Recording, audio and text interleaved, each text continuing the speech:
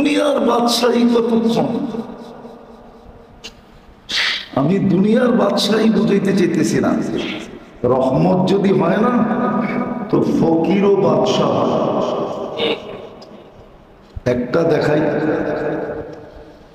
যুবক বলে বৃদ্ধ ফকিরের গালে থাপ্পড় বসায় গেছে। যুবক বৃদ্ধ ফকিরের গালে কি করছে? থাপ্পড় বসায় গেছে। ফকির কিচ্ছু বলে না, প্রতিরোধ না, প্রতিবাদ না, উপরে তাকায় ঠোঁট নাড়ায় দিছে। যদিও ইমাম গজালী রহমতুল্লাহ আলাইহি এটাকে শব্দে আবদ্ধ করছেন যে ফকির বলল কি, তো ফকির শুধু বলছে লা তারাকাল উয়ুন, আমার চোখে তোমাকে তো দেখে না, ওয়া তারা কুল্লা শাই, তুমি তো সব দেখো, আমার চোখ না তোমাকে দেখে না, কিন্তু তুমি তো সব দেখো না, দেখে না। এলা আমার সাথে কি ঘটলো এটা কি দেখলা না? বস বলতে দেরি, যুবক মরতে দেরি হয়। দুনিয়া জিজ্ঞাসা করছে এটা কি করলা? আমি তো কিছু করি নাই। বলে তুমি তো উপরের দিকে তাকাইলা আর বলে গেল। আসলে প্রেমের খেলা হয়ে গেছে, প্রেমের খেলা। বলছে এখানে আবার প্রেম আসলো কোথেকে? ওর প্রেমিকার গায়ে আমার পায়ের কাদা লাগছে, ও সইতে পারে না। থাপ্পড় আমার বৃদ্ধ ভিক্ষুক গালে বসায় দিছে যৌবনী হাতে। আমাকে একজন ভালোবাসে, উনিও সইতে পারে না। এটার নাম হইল ফকির বাদশাহ। ফকির কি বাদশাহ হয়ে গেছে। তো রহমতের ছোঁয়া লাগলে ফকিরও বাদশাহ, ফকিরও বাদশাহ। রহমতের ছোঁয়া লাগলে যুবকও রাজা হয়। যুবক কি রাজা, নারীও রানী হয়।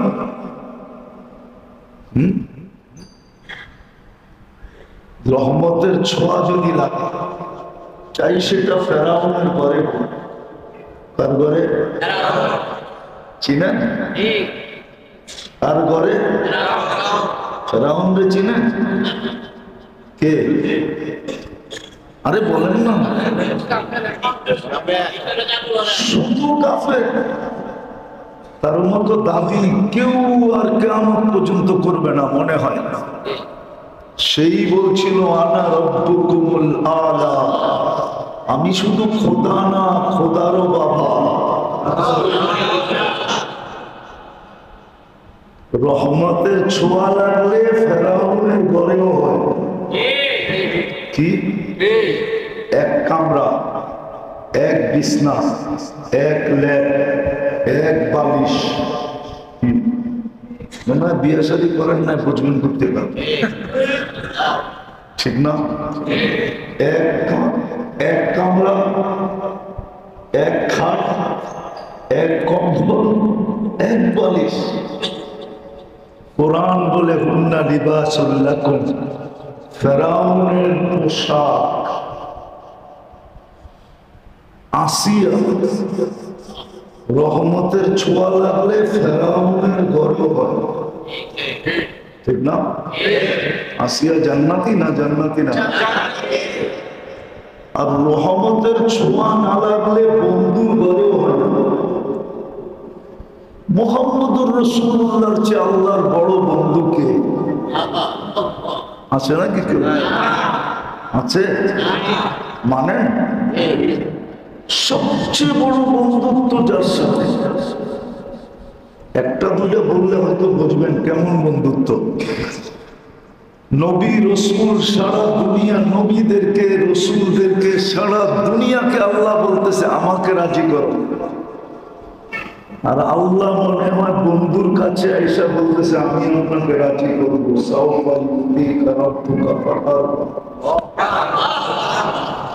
বন্ধু দুনিয়া আমাকে রাজি করতে চায় আর আমি আপনাকে রাজি করতে চাই,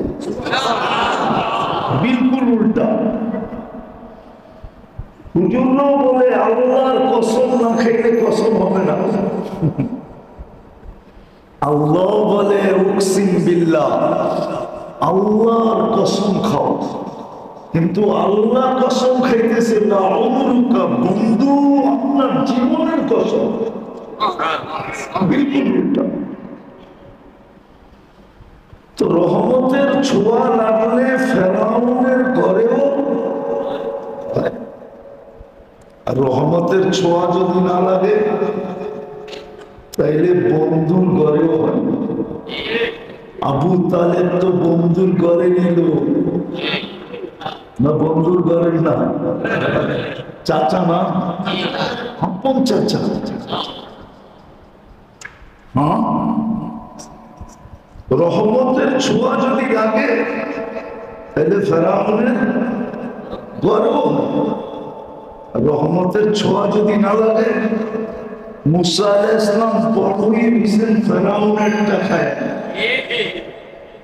হুজুররা হলো ভুল বলতেছি না, ফেরাউন বার্গার খাওয়াইছে, সারদার খাওয়াইছে, দুনিয়া রাজকীয় খানা খাওয়ায়া বড় করছে, কিন্তু রহমতের ছোঁয়া লাগে নাই তো ফেরাউনের কপালে এক ফোঁটাও লাগে না। আচ্ছা ফেরাউন বাদ দিলাম, বন্ধুকেই তো পারলেন আবু তালেবের কোলে রেখা, বুকে রেখা, সিনায় রেখা, 44 বছর পারলেন আবু তালেবের বুকে রেখা, কিন্তু রহমতের ছোঁয়া লাগে না তো বন্ধুর ঘরেও হয় না। অথচ আরেক দিকে তাকাইলে দেখি ফেরাউনের ঘরে কে, যে দুনিয়ার থেকে যাওয়ার আগেই জান্নাতের জান্নাত চোখে দেখতেছে, আসিয়া জান্নাত দেখা দেখা মুস্কি মুস্কি হাসতেছে।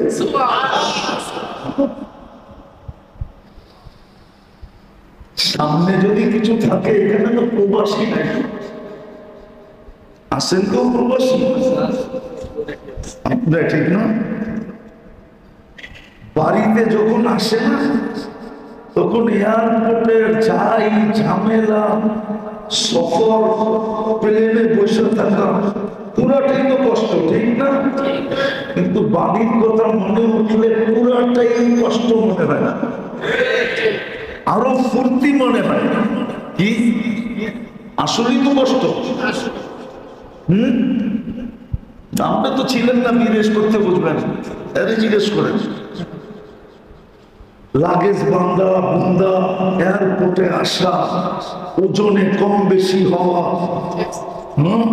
আবার ইমিগ্রেশন, আবার লম্বা 2-3 ঘন্টা বয়ে থাকো, আবার প্লেনে 5 ঘন্টা বয়ে থাকো, পুরোটাই কষ্ট, ঠিক না?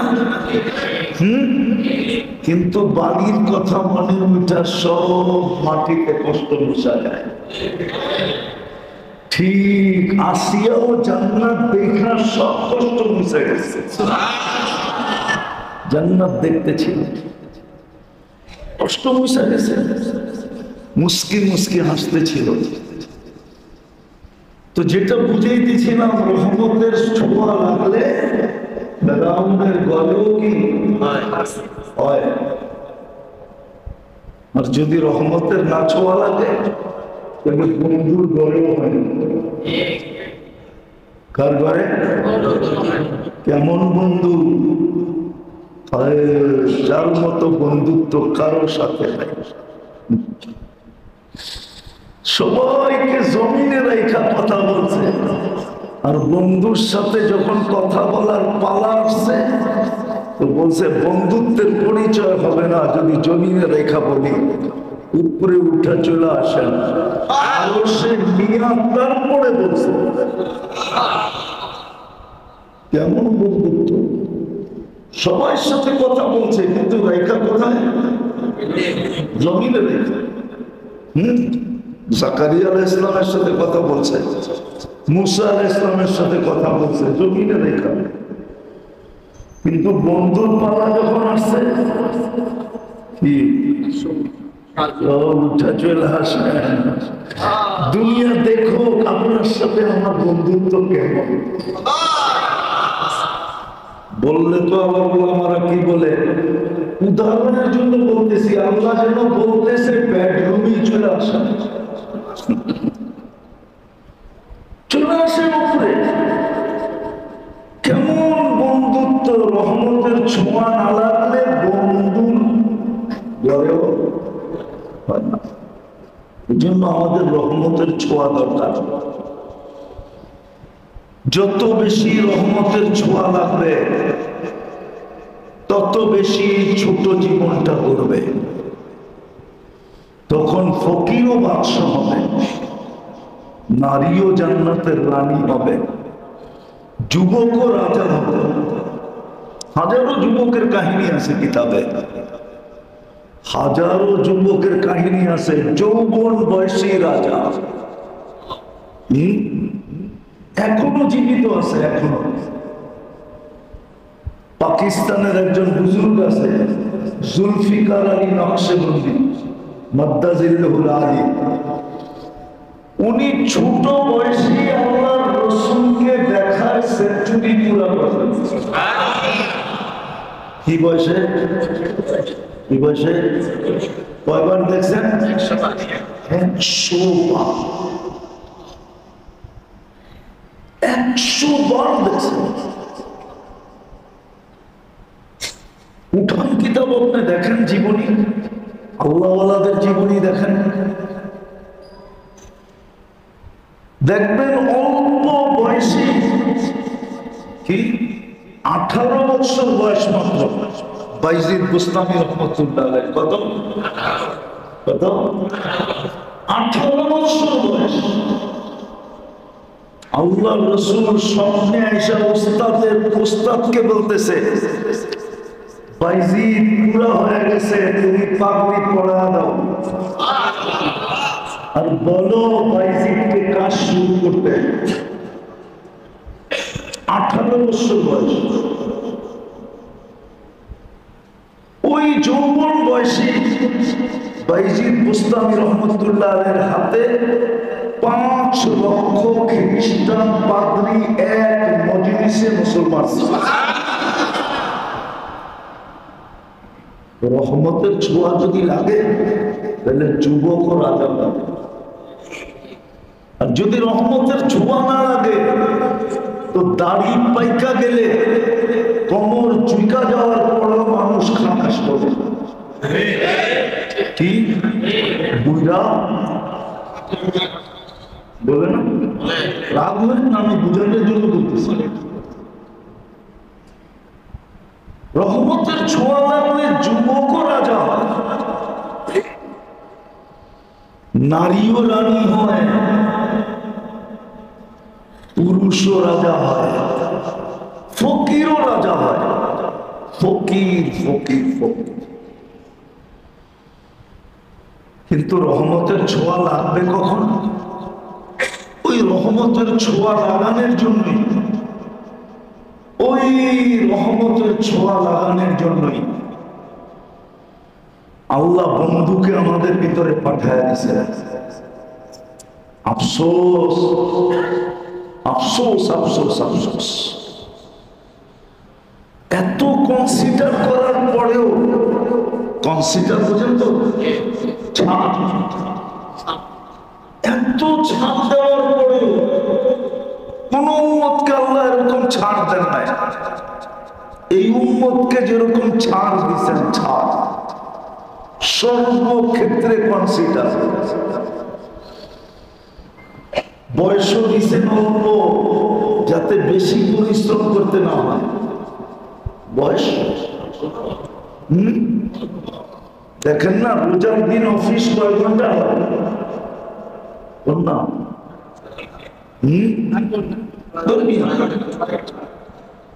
রোজার দিন কনসিডার করে কেন? অফিস, সরকারি অফিসে কনসিডার কেন? রোজা থেকে যেন কষ্ট না হয়। 8 ঘন্টা হলে পরিশ্রম হবে, ঠিক না? রোজায় কষ্ট হবে, তো আমাদেরকে বয়স কম দিচ্ছেন যেন পরিশ্রম বেশি না হয়। বয়স থাকলেই তো পরিশ্রম করতে হবে, ঠিক না?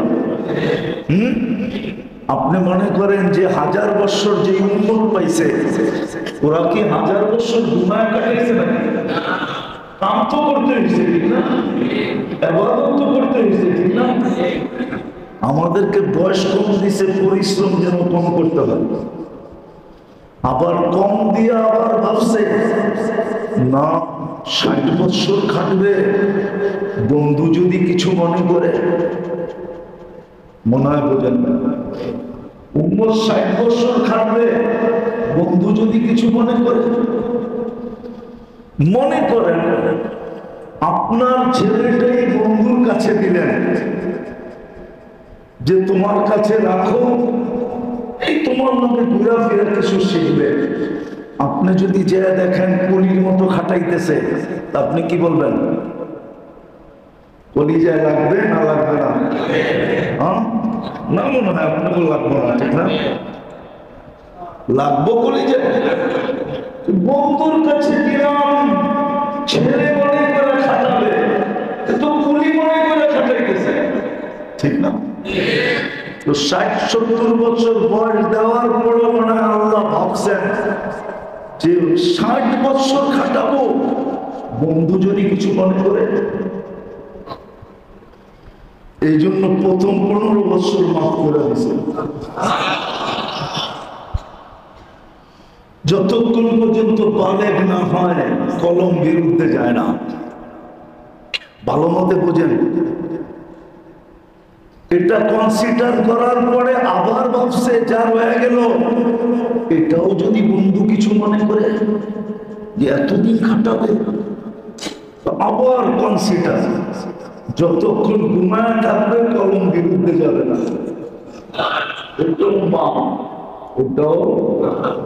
ওটাও রহমতের ছোঁয়া লাগানোর জন্য আল্লাহ বন্ধুকে পাঠাইছিলেন। হ্যাঁ, কপাল পড়লে তো এরকমই পড়ে। বাংলা একটা প্রবাদ বাক্য আছে, সবার কপালে বলে সবকিছু শোভা পায় না। সবাই সব সুযোগ হাত দিয়া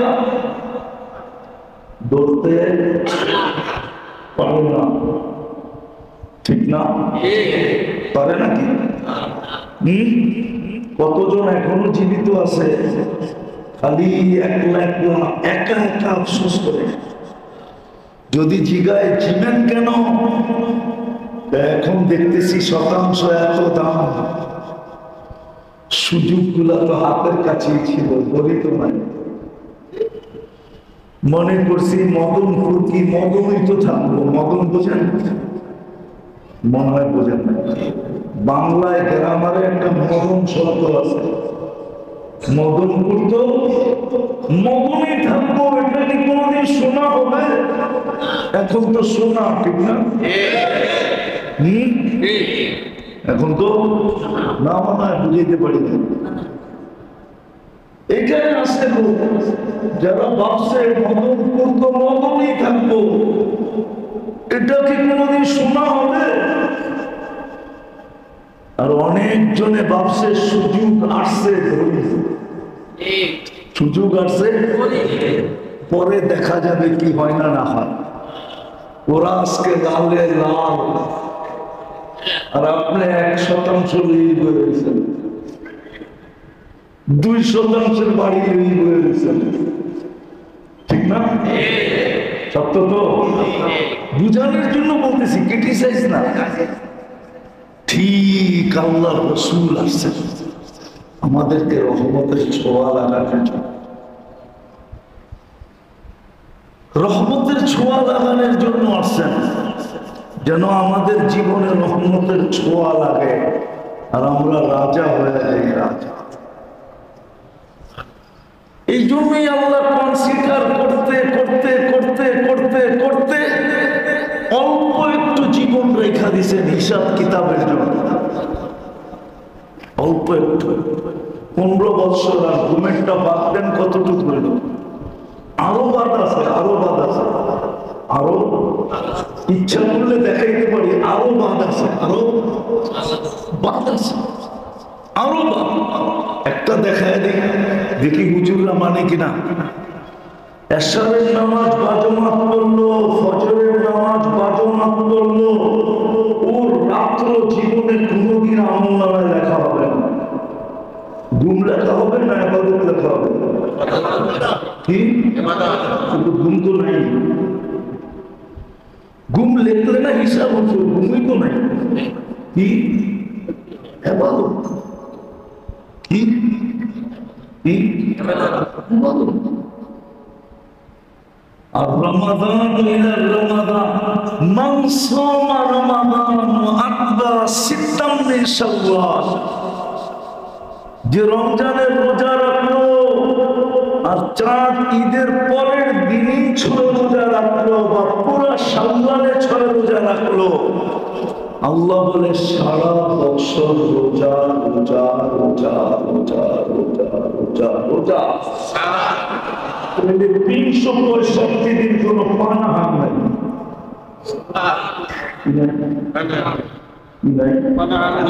রোজা রাখছে কয়দিন? আরে না, 1 মাস 6 দিন, 1 মাস 1 মাস পুরা বছর কি রোজা রোজা রোজা রোজা রোজা। এটা হলো রহমতের ছোঁয়া, রহমতের ছোঁয়া হিসাবেই নিতে চায় না। এই জন্য কিতাবে আছে এক ব্যক্তির আমল নামা কিয়ামতের দিন দিবে, ফেরেশতারা নিয়ে আসবে ফাইল, দেখবে বয়স অনেক লম্বা কিন্তু জীবনে কোথাও পানাহার নাই, জীবনে কোথাও গুণ নাই।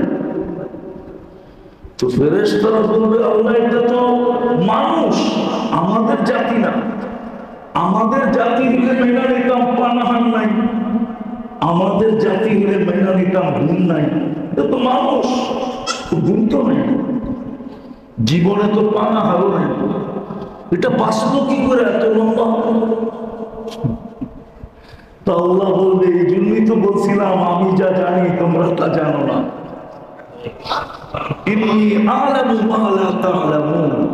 আমি যা জানি তোমরা তা জানো না। কিন্তু প্রসেস বিলকুল সহজ। এশার কোনদিন বাজমাত ছাড়ে নাই, ফজর কোনদিন বাজমাত ছাড়ে নাই, সদা রাত্র ইবাদত ইবাদত ইবাদত ইবাদত ইবাদত ইবাদত, পুরো জীবন ইবাদতই লেখা আছে, ঘুম কোথাও নেই। রমজানে রোজা রাখছে, 6 রোজা কোনদিন ছাড়ে নাই, সারা বছর কি পুরো জীবনী রোজা, পানাহার নাই। রহমতের ছোঁয়া লাগে।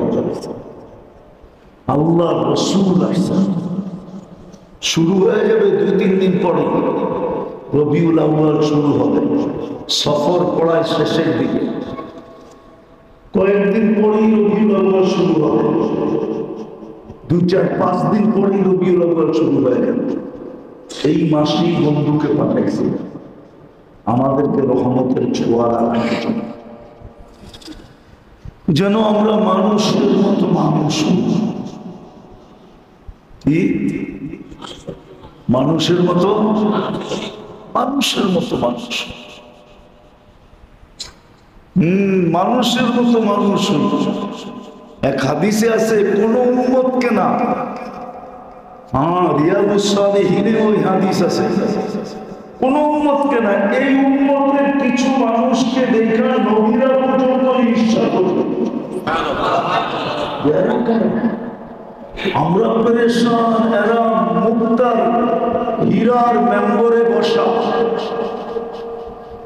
হীরার চেয়ারে মেম্বরে বসা, চেয়ারে বসা, চেহারা চকচকে, চিন্তা নাই, ভাবনা নাই, মনে হয় যে কিয়ামতের দর্শক হয়ে আছে। দর্শকের ভাবি তো বিভিন্ন রকম থাকে, ঠিক না? নবীরা পর্যন্ত। তো ফেরেশতাদেরকে জিজ্ঞেস করবে এরা কারা? বলবে এরা উম্মতে মুহাম্মদ। কি কাম করছে? বেশি কিছু করে নাই, আল্লাহর ভালোবাসা মানুষের দিলে পয়দা করছে। আল্লাহর ভালোবাসা দিলে, যার কারণে আল্লাহ এদেরকে ভালোবাসে।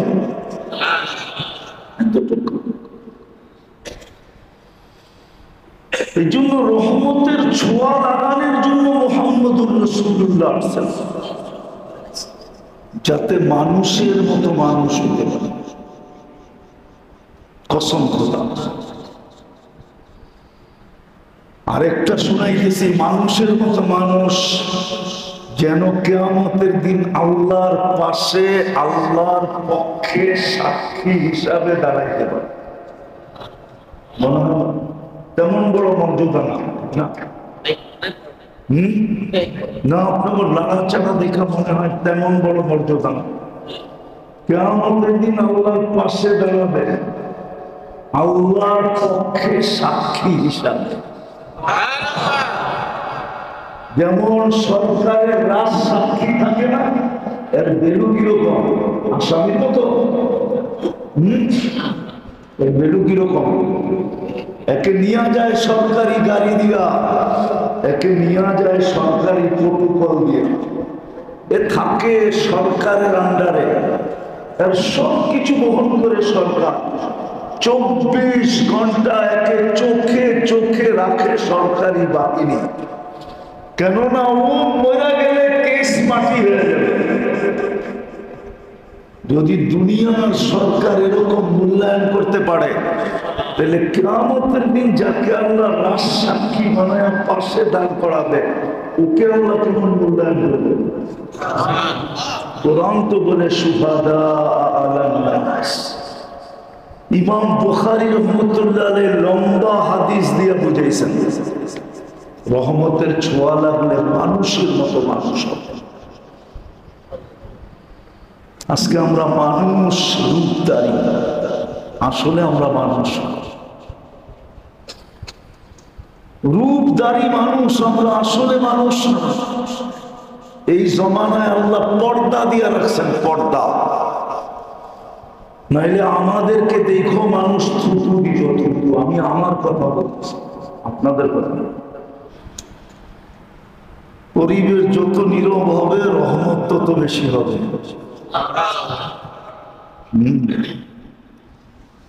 মানুষ বৃষ্টিয়ে বাজার পানিয়ে বাসায় নেওয়াকে ভয় পায়। পানিয়ে বাসায় নিয়ে গেলে এটা ভয়ের বিষয়, কিন্তু আল্লাহর রহমত যদি কাউকে বাসায় নিয়ে যায়, এটা কোনো ভয়ের বিষয় না। পানির স্রোতে ভাসা যাওয়া এটা ভয়ের বিষয়, কিন্তু আল্লাহর রহমতের স্রোতে যদি কেউ ভাসা যায়, এটা ভয়ের বিষয় না, এটা তো ভাগ্যের বিষয়। এটা তো বড় কপালের বিষয়।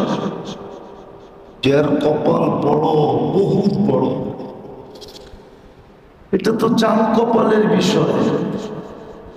যার কপালে চাঁদ আছে, যে চাঁদ কপালওয়ালা, তাকেই আল্লাহর রহমত বাসায় নিয়ে আসে। ওই জন্য আমরা খুব মনোযোগ দিয়ে শুনব, তাহলে ইনশাআল্লাহ হতে পারে রহমত আমাদেরকে বাসায় নিয়ে যাবে।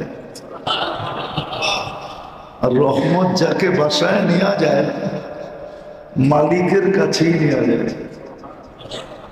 মালিকের থেকে দূরে নেয় না, মালিকের কাছেই নেয়। মালিক চিনেন? আল্লাহর কাছে। হ্যাঁ, এই জন্য আল্লাহ রসুল এক জায়গায় বলছিলেন, ইল্লা আইয়াতাগাম্মাদানি আল্লাহু রাহমাতি, আল্লাহ যেন রহমত দ্বারা আমাকে ঢাইকা ফেলেন। এই দোয়া আল্লাহ রসুলও করছেন যে আল্লাহ আমাকে রহমত দিয়ে ঢাইকা ফেলেন। তো আমরা যত মনোযোগী হব, পরিবেশ নির্জুম থাকবে, তত বেশি রহমত আমাদের উপরে পতিত হতে থাকবে। আর আল্লাহর রহমত যদি হয় না তো ফকিরও বাদশাহ। কি ফকিরও ফকিরও? আমি দুনিয়ার বাদশাহী বলতেছি না, দুনিয়ার বাদশাহী কয়দিনের? দুনিয়ার বাদশাহী কয়দিনের?